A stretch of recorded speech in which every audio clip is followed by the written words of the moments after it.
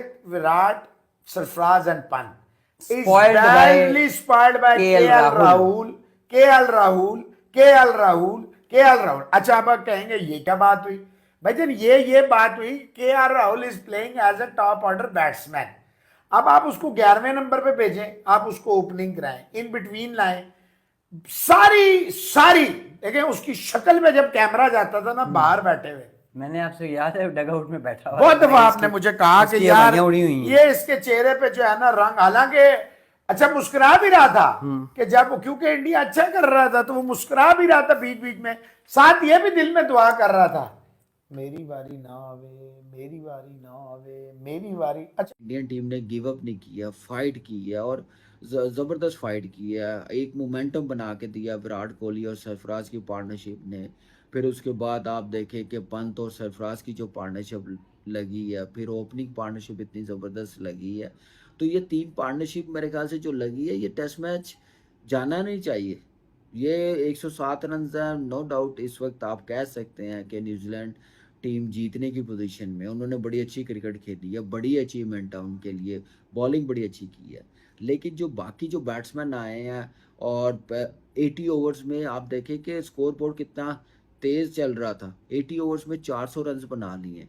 यहाँ से नज़र मुझे लग रहा था कि कल जो मैंने बात की है, कैसे लग रहा था अब न्यूजीलैंड टीम को टेस्ट मैच बचाना पड़ जाएगा। कल जब मैंने वीडियो बनाई कि पूरा दिन खेल के रन अगर 150 ऊपर हो गए, 200 के करीब हो गए, तो फिर न्यूजीलैंड टीम को बचाना मुश्किल हो जाएगा, क्योंकि स्पिनर इतने ईजी नहीं है, बड़े मुश्किल है।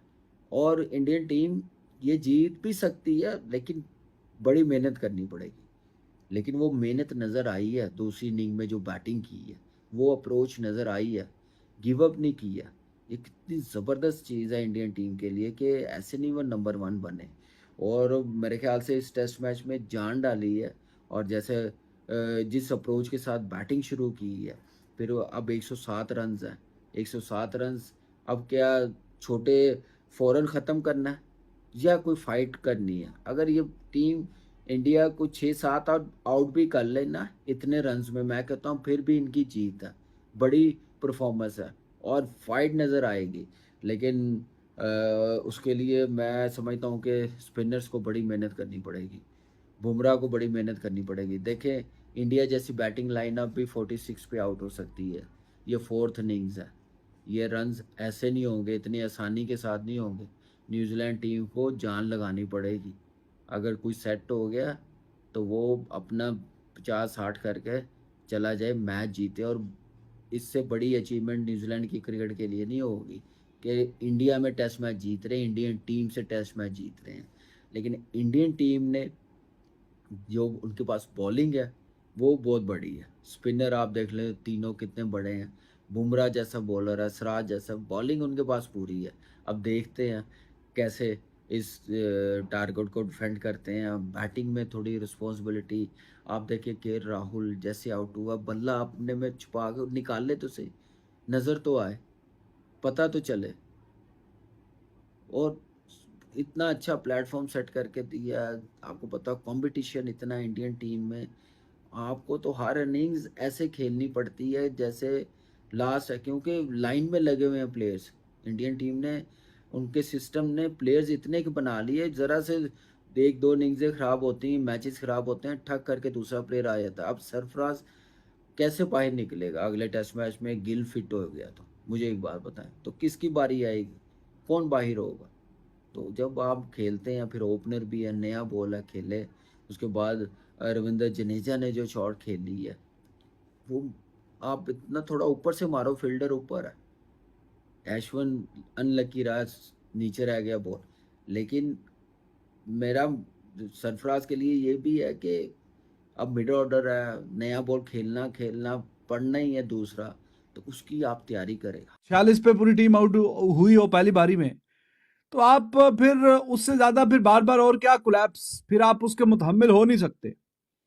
एक ही कोलैप्स के मुतहम्मिल हो सकते थे, वो आ गया पहली बारी में। अब दूसरी में मतलब इतने शानदार रन चल रहे हैं, इतना बेहतरीन माहौल चल रहा है, न्यूजीलैंड अंडर प्रेशर कहीं ना कहीं डला हुआ है।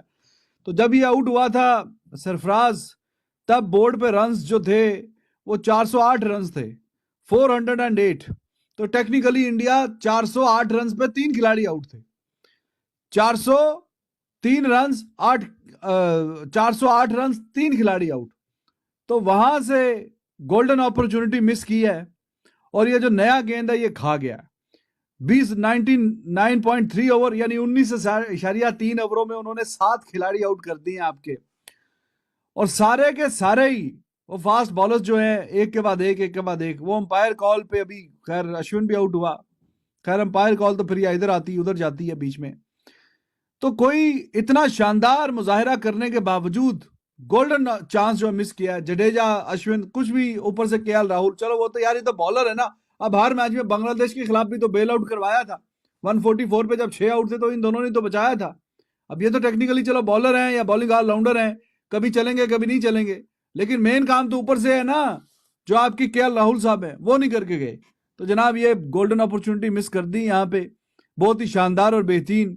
और अब इतना बड़ा टोटल है नहीं, शायद कि कोई मैजिकल किस्म का कोई काम हो जाए, लेकिन पिच इतना बुरा बिहेव नहीं कर रही कि ये 54 पे 7 खिलाड़ी आउट हो जाएं।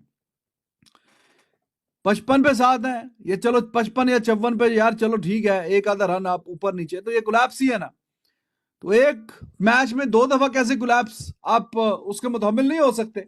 48 पे पूरी टीम पहली बारी में आउट हुई है, तो अभी इतना शानदार रिकवरी, 408 रन पे पहुंच गए, 3 खिलाड़ी आउट हैं और अगले जो 7 हैं वो 50-55 रन पे आउट हो गए। तो इतना मतलब ऐसे कैसे, ऐसे नहीं आप मुतहम्मिल हो सकते। आपने जनाबे आली न्यूजीलैंड के पसीने छुड़ा के उनके बुरे हालत करके उनकी, और फिर ऑल ऑफ अ सडन ऐसा कोलैप्स किया कि बस धड़म करके गिर गए।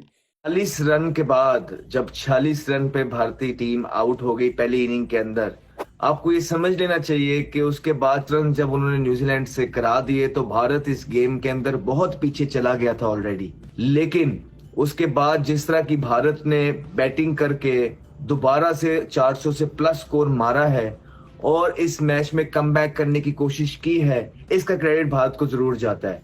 इसका क्रेडिट भारत को जाता है, भारत के प्लेयर्स, बल्लेबाज जो कि अपनी पहली इनिंग की गलतियों से सीखे। रोहित शर्मा ने 50 बनाया, उसके बाद आप जायसवाल देखिए 35 रन पे जबरदस्त खेल रहे थे, अनलकी रहे, आउट हो गए। उसके बाद विराट कोहली की जो विकेट गिरी वो बहुत बड़ी विकेट थी, जिससे भारत को सेकंड इनिंग में बहुत नुकसान पहुंचा होगा, बिकॉज विराट कोहली एक ऐसे बैट्समैन है जिन्होंने time and time again Bharat को इस तरह की सिचुएशन से निकाला है और करके दिखाया है। और कल भी वो कुछ यही करना चाह रहे थे, 70 रन तक पहुंच गए थे, लेकिन वो भी आउट होकर पवेलियन पहुंच गए। उसके बाद सरफराज खान ने जिस तरह भारत की बैटिंग को स्टेडी किया, दैट वाज अमेजिंग। उनका साथ दिया एक और बहुत टैलेंटेड प्लेयर ने, जिसकी हमने पीछे भी बहुत ज्यादा बात की है कि किस तरह अपने एक्सीडेंट के बाद उन्होंने पीछे मुड़ के नहीं देख रहे हैं अपनी रिकवरी के बाद, और किस तरह जब वो टीम के अंदर जब से आए हैं भारत की और वो परफॉर्मेंसेस देते ही चले जा रहे हैं, अपने मुनफरिद अंदाज में खेलते हैं, अपने शॉट्स से एंटरटेन करते हैं पूरी दुनिया के अंदर। और जब से वो वापस आए हैं और परफॉर्मेंस कर रहे हैं, पूरी दुनिया उनकी तारीफें कर रहे हैं। उनका नाम है ऋषभ पंत। ऋषभ पंत एक अपनी मस्ती में खेलने वाले प्लेयर हैं और जब मूड में होते हैं बहुत जबरदस्त खेलते हैं। पहली इनिंग में हमने देखा कि कुछ जबरदस्ती ट्राई कर रहे थे, पिच में मॉइस्चर मौजूद था, सीम हो रहा था, स्विंग हो रहा था, वहां पे आपको थोड़ा सा एडजस्ट करना है, रुकना है, मुल्क के लिए 2-4 बॉलें खा लेनी है, लेकिन वहां पे रुक के खेलना है। लेकिन इस इनिंग के अंदर जब भारत की बैटिंग आई तो बॉल ऐसा इतना कुछ कर नहीं रहा था, जहां पे उनके जो शॉट थे वो ऑन थे और उन्होंने जो भी मारे वो लगे, खूब लगे। बड़ी जबरदस्त पार्टनरशिप बनाई उन्होंने सरफराज के साथ, पैंट की जो पार्टनरशिप गई, और 99 रन बना के जो है अनलकी रहे ऋषभ पंत, आउट हो गए। जब इतना कुछ इंसान टेस्ट क्रिकेट में कर लेता है, 70 तक पहुंच जाए, 80 तक पहुंच जाए, फिर 90 तक पहुंच जाए, फिर 99 पे जाके जब आप आउट होते हैं, जाहिर सी बात है दुख तो बिल्कुल होता है। लेकिन एक माइलस्टोन है जो पर्सनल माइलस्टोन के लिए लाइक सेंचुरी होती है, बड़ा कॉन्फिडेंस आता है आगे आने वाली क्रिकेट में। और जब आपके स्टैट्स दिखाए जाते हैं टीवी के ऊपर, बड़ा जबरदस्त लगता है कि आपकी सेंचुरियों वाला जो कॉलम है वो भी अच्छा हो, और स्पेशली जब आप लोअर मिडिल ऑर्डर के बैट्समैन हो टेस्ट क्रिकेट के अंदर, तो आपकी सेंचुरियां अगर लगी हो ज्यादा तो बड़ी प्राउड एक मोमेंट होता है। लेकिन मिस कर गए, अनफॉर्चुनेट रहे, मिस कर गए। आज एक और अपनी सेंचुरी को 91 रन से मिस हुआ, 99 रन बना के आउट हो गए। और अगर वो वहां पे खेलते रहते, अगर वो भी सरफराज के साथ लगे रहते और 150 रन की बारी खेलते, तो कहीं ना कहीं भारत जो है न्यूजीलैंड को कोई 160-70 का टारगेट देने में कामयाब हो जाता।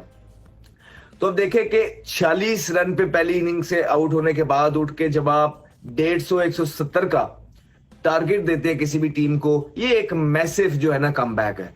ऑलरेडी भारत का मुझे लगता है कि मैसिव कमबैक है। जिस तरह की बैटिंग पे वो आउट हुए हैं पहली इनिंग में, फिर 410 जो उन्होंने न्यूजीलैंड से करा दिया ऊपर, ये बहुत पीछे चले गए थे। भारत की टीम जो थी उसी पहले 1.5-2 दिन के अंदर बहुत पीछे हो गई थी। लेकिन जिस तरह भारत के बल्लेबाजों ने कमबैक किया है, I think they deserve all the appreciation. पहली इनिंग के केओस के बाद, डिजास्टर्स परफॉर्मेंस के बाद जिस तरह भारतीय टीम ने कमबैक किया, दैट वाज अमेजिंग।